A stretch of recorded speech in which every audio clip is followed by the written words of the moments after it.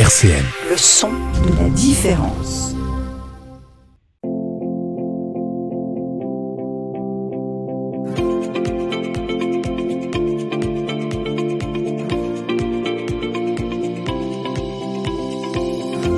Les masques tombent sur RCN, Sarah Leroy. Chers auditeurs et chères auditrices, bienvenue. Donc, je reçois aujourd'hui le photographe Lucas Gilles. Retrouvez notamment ses créations sur son compte Instagram studio-du-bas GEMINEYE. Salut Lucas, bienvenue dans Les Masques Tombent, comment tu vas ? Bonjour, et bien tout d'abord merci de m'avoir accueilli. Et je vais super bien, la forme.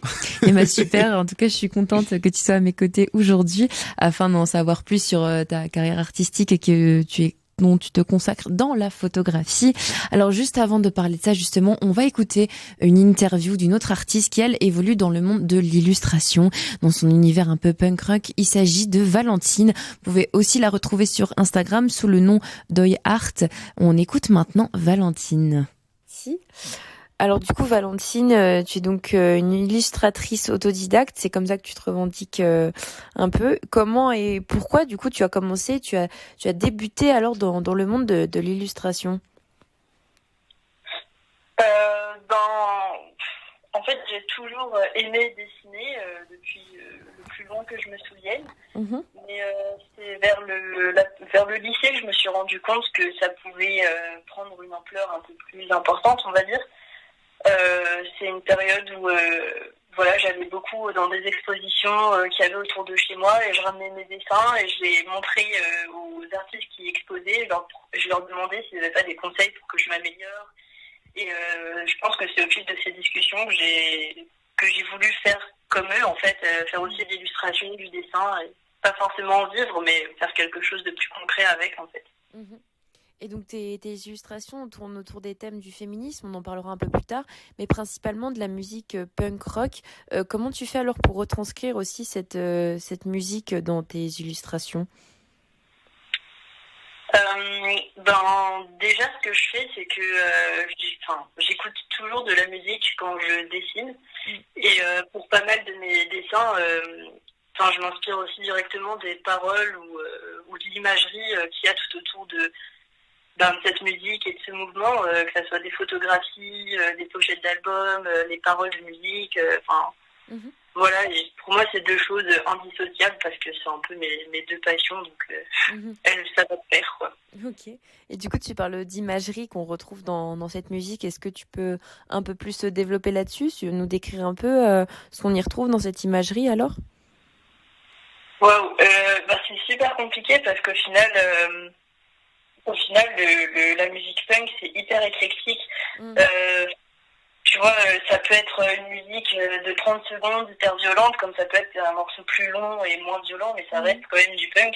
Et du coup, l'imagerie, c'est pareil, elle est différente pour plusieurs groupes. Par exemple, t'as des groupes qui s'approprient beaucoup une imagerie de films d'horreur, comme Misfits, par exemple.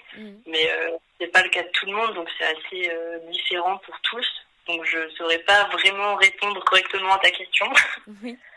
Ok, du coup, tu as parlé de cinéma, puisque tu aimes aussi, tu disais aimer les films d'horreur et leur esthétique des années 80 et des années 20.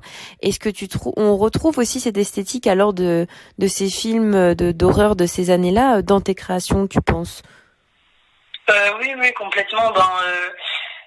Pour le coup, Misfits, dont je parlais tout à l'heure, c'est, je pense, totalement inspiré des films d'horreur des années 80, parce qu'il y a cette imagerie kitsch, un peu fait maison, tu vois, comme dans les films où les effets spéciaux sont très bricolés, avec du sang rouge fluo.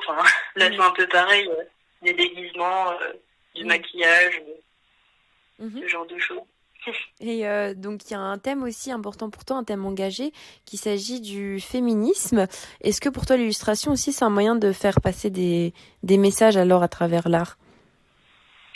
Bien sûr, si l'art ne sert pas à faire passer des messages, je vois pas trop à quoi ça sert du coup, mais complètement. Et d'ailleurs, en ce moment, je fais une série de portraits de musiciennes et de chanteuses du punk rock du coup. Et après, c'est j'ai pas la vocation, enfin, comment dire, j'ai pas l'intention de dire que je fais ces dessins pour mettre ces femmes en avant parce qu'elles l'ont déjà été, ou en tout cas peut-être pas toutes, mais elles l'ont déjà été, donc j'ai pas cette intention-là, mais si je peux faire découvrir des artistes femmes à d'autres personnes, bah, j'en suis très ravie. Oui. Alors, est-ce que tu peux nous parler alors de ces artistes femmes, comment elles sont et pourquoi tu les admires? Bah parce que elles ont su, comment dire, elles ont su s'emparer d'une musique et d'un mouvement qui est, où la majorité des personnes sont des hommes, et elles ont su s'imposer dans ce mouvement et trouver une place en fait. Du coup, c'est hyper inspirant et la plupart étaient aussi engagées, soit pour le féminisme, soit pour des causes animales, donc c'est super intéressant quoi. Alors, tu parles du fait de trouver sa place. Est-ce que toi, alors, tu penses avoir trouvé un peu ta place dans l'illustration et ainsi ta patte artistique? Alors, c'est compliqué comme question. Je pense que je suis quelqu'un d'assez discret, donc je sais pas si j'ai vraiment trouvé ma place au sein d'une certaine communauté, on va dire. Mais je pense que j'ai plutôt bien trouvé mon style. Enfin, en tout cas, je pense que j'ai quand même trouvé une certaine esthétique où qu'on peut un peu reconnaître mes travaux, mais après je trouve pas que ce soit quelque chose de très important non plus. Oui. Et au niveau technique, est-ce que tu peux nous expliquer comment tu fais pour réaliser tes illustrations, les techniques vraiment que tu utilises? Ouais. Carrément, bah du coup, moi je fais beaucoup d'illustrations sur tablette graphique, donc sur l'ordinateur, sur une tablette numérique. Et ce que je fais généralement, c'est que je fais des croquis sur papier ou dans des carnets, des choses comme ça. Et ensuite, je les prends en photo ou je les scanne et je les mets sur mon logiciel de dessin. Et après, je redessine au propre, je fais la couleur sur l'ordinateur en fait.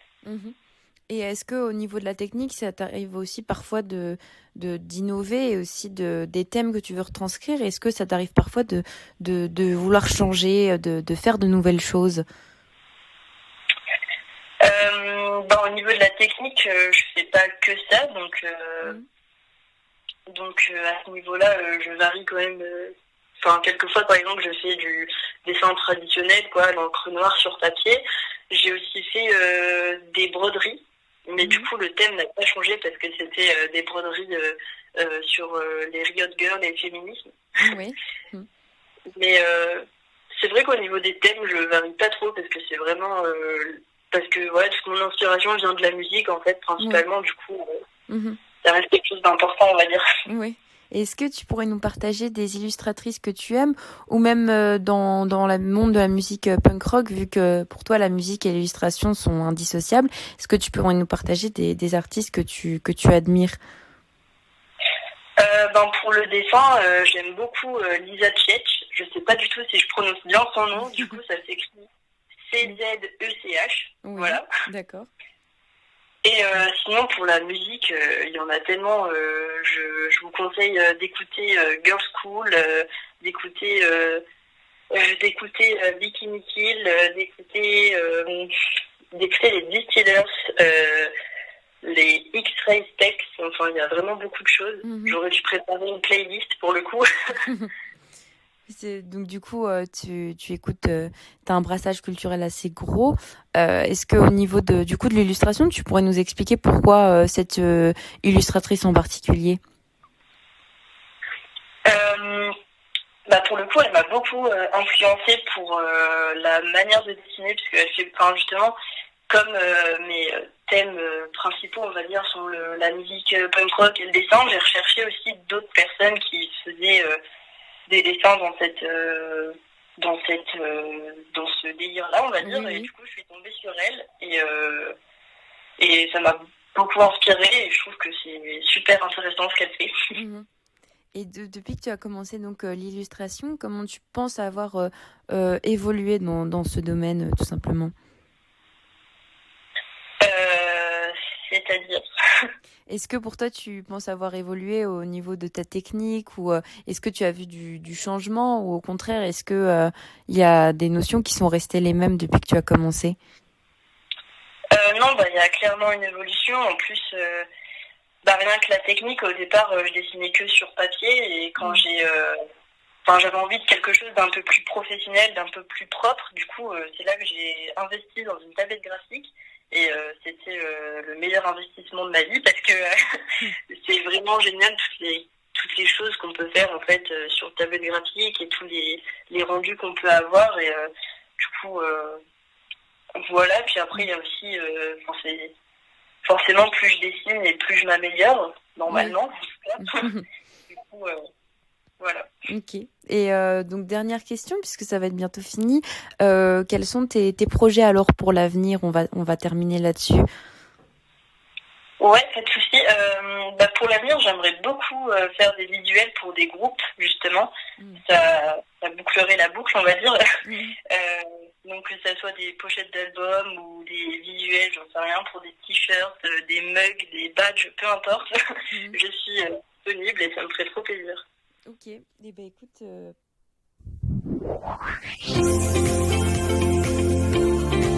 RCN, les masques tombent, Sarah Leroy.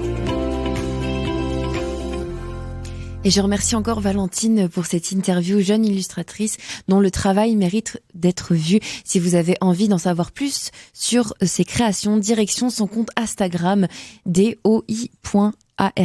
Et maintenant, on va retourner avec l'artiste photographe indépendant Lucas Gilles.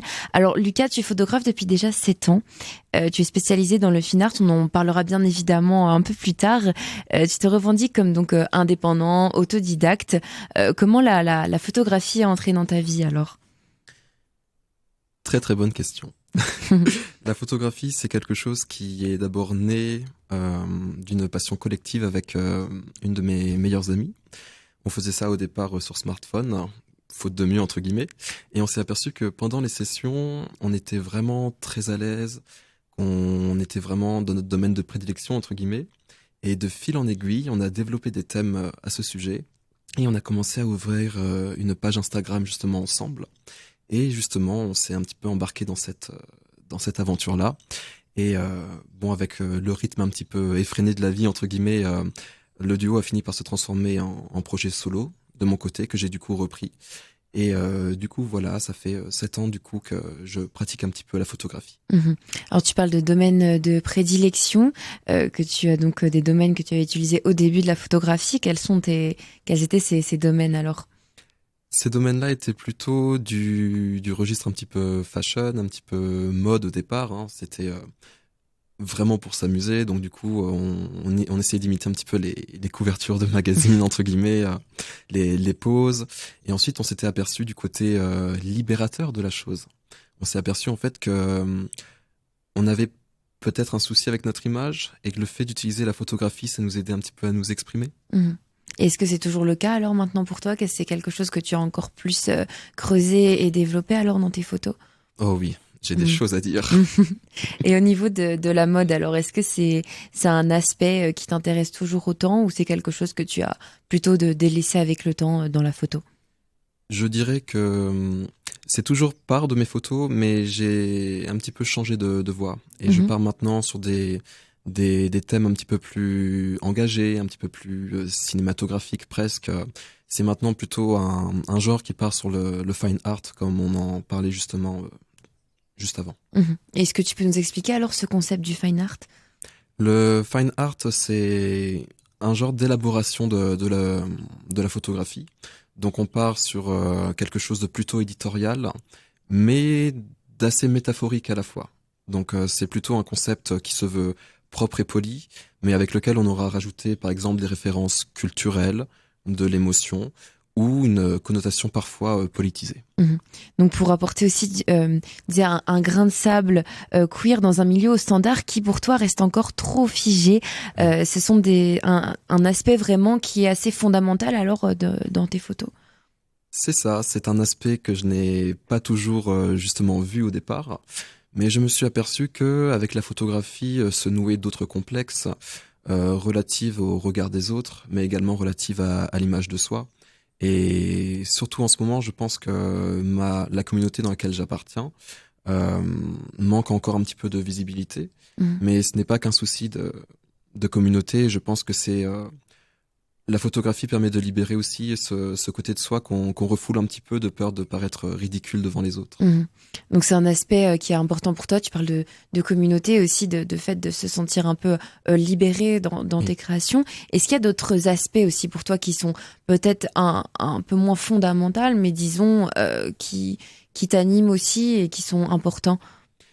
Eh bien, au-delà de toutes ces notions, je dirais qu'il y a le dépassement personnel qui m'attire énormément dans la photographie, car je fais énormément d'autoportraits. Et les autoportraits sont des moyens vraiment très difficiles un petit peu d'exprimer une idée. Déjà parce qu'il faut outrepasser le fait de faire face à son propre regard et à sa propre image devant la caméra, mais également parce que du coup, il faut contrôler l'appareil à distance, donc il faut connaître aussi toute la partie technique. Et alors, la partie technique, est-ce que tu peux nous expliquer comment tu t'y prends alors pour faire ces portraits, ces autoportraits? Il me faut déjà, avant de planifier un concept même, beaucoup de lumière. Parce que sans ça, évidemment, je ne peux pas faire des photos de haute qualité. Donc voilà, il me faut un éclairage au point. Et j'ai de la chance, grâce à mes déplacements et à quelques collaborations, j'ai pu lever des fonds pour acheter des projecteurs. Donc du coup, il suffit d'un bon éclairage, de bons réglages sur mon appareil photo avec vitesse d'obturation et tout ça. Et ensuite, je me lance, entre guillemets. Et alors, qu'est-ce que tu attends des personnes qui sont derrière l'objectif? Est-ce que c'est une tâche qui est difficile pour eux, pour être derrière ton objectif? J'admets que c'est pas toujours facile, mais c'est un exercice vraiment très, on va dire, pédagogique et instructif et divertissant. Mais tu fais aussi des autoportraits. Est-ce que c'est quoi la différence alors pour toi? Parce que c'est quand même une différence majeure entre voilà, être derrière l'objectif quand on est soi-même photographe. Tout simplement, lorsque je fais de l'autoportrait, je fais tout ça pour faciliter un petit peu l'expression de soi.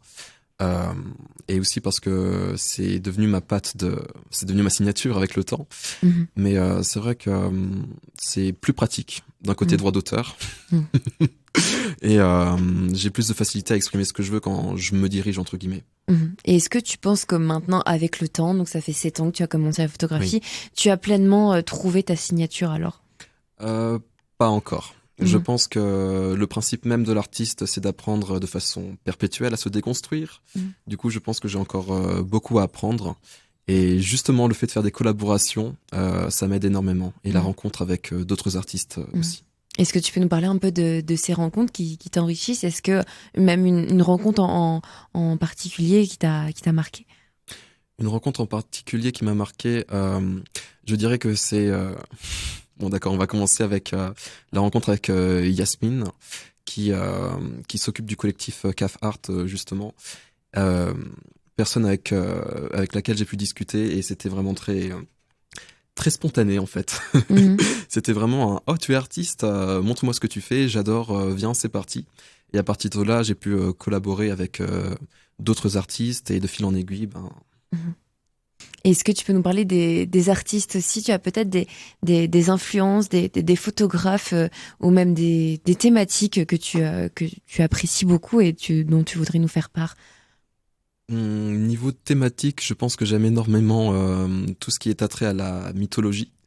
Parce qu'on se rend compte en fait que les mythes mythologiques, c'était un petit peu redondant, mais apportent énormément d'histoires un petit peu... dans la notion des genres, tout ça, les dieux qui changent d'apparence pour faire telle ou telle chose. Enfin, c'est toujours très intriguant au final de savoir que cette notion de genre était là depuis la nuit des temps au final. Donc j'aime beaucoup la mythologie. Et les artistes photographes avec lesquels j'ai aimé travailler, j'ai travaillé avec Léonie aussi du collectif CAF Art. Et on a travaillé sur justement la représentation du Minotaure. Et alors, est-ce que c'est une notion que tu aimerais encore plus exploiter plus tard, la mythologie, et justement comment essayer de représenter cette notion qui est si vaste et particulière dans la photographie justement? Je pense que justement le travail relatif à la mythologie dans la photo, ça va être aussi un travail qui va se déconstruire et se désapprendre afin de faire d'exploiter un petit peu les références de façon très minimaliste, mais également d'apporter une meilleure version du projet initial à chaque fois. Puisque je considère que lors d'une session photo, le produit final est toujours améliorable, entre guillemets. Alors, je suis toujours avec l'artiste Lucas, qui est artiste photographe. Vous pouvez aller voir ses créations sur son compte Instagram, studio-GEMINEY. Et on écoute maintenant Mon Roi de Camélia Jordana. Les masques tombent sur RCN, Sarah Leroy. Et vous êtes toujours sur RCN dans Les Masques tombent et je suis toujours avec jeune photographe Lucas Gilles. Vous pouvez retrouver donc sur Instagram ses créations studio-GEMINEY. Alors Lucas, tu considères aussi que, on en parlait, ton approche elle est politisée, mais avec quel terme aussi tu pourrais qualifier ton approche un peu dans la photographie? Tu veux dire par là, comment est-ce que je peux décrire un petit peu mon approche dans la photographie? Je dirais que c'est une approche un petit peu novatrice et un petit peu audacieuse en même temps. Novatrice car souvent dans le monde de l'art et de la photographie en général, on a tendance à représenter un même genre de physique, tout simplement. Et on s'aperçoit en fait que les standards relatifs justement à ce milieu, concernant les critères de beauté, concernant ce qui est beau ou non, sont toujours très figés au final. C'est pour ça que le fait de faire des autoportraits et de mettre en avant un petit peu la diversité dont moi-même j'ai hérité, entre guillemets, ça me permet un petit peu de me faire une place, de pousser un petit peu tout ce monde et de montrer qu'il n'y a pas que ça ou ça qui est beau, tout simplement. Et depuis le temps que tu fais de la photographie, est-ce que tu as toujours eu cette approche un peu d'essayer d'être audacieux et justement un peu novateur dans ce que tu fais? Pas du tout. Alors là, pour le coup, comme j'en parlais au tout début, c'était surtout des projets un petit peu mode, mais sans grande prétention, et uniquement d'un point de vue fun. Et avec le temps, je dirais, et avec l'expérience, je m'aperçois surtout que plus j'avance dans des projets, et plus j'ai ce besoin d'exprimer plus de choses, de mettre en valeur plus de choses, et d'exprimer vraiment peut-être les injustices un petit peu que je remarque dans la société et qui nous entoure. En fait, les projets qui te mûrissent maintenant, c'est